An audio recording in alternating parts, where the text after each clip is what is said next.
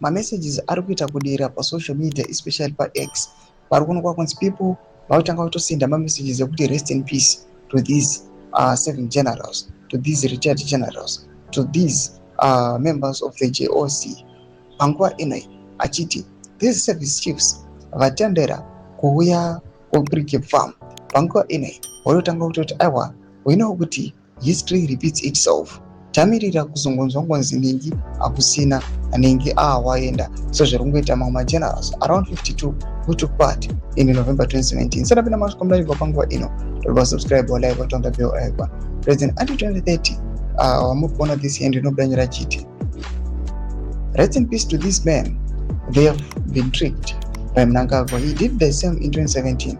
He tricked Chiwenga and assassinated 51 loyal generals. This playbook is not new, yet people refuse to learn.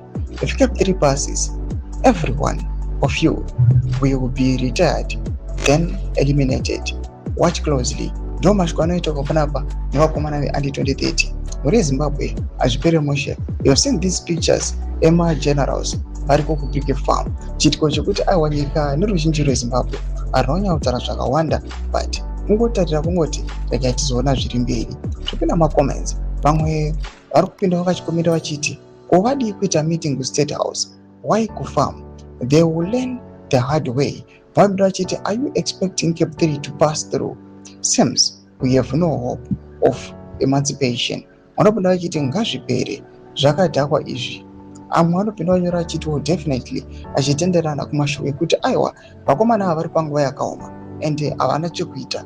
But panguva ino what is surprising, this comment on the first individual ari kuatira achiti why doing the meeting kuBrigade Farm, not kuState House or kune maofficial offices. Vira comment section medu kupotudza mafungiro enyu muri Zimbabwe.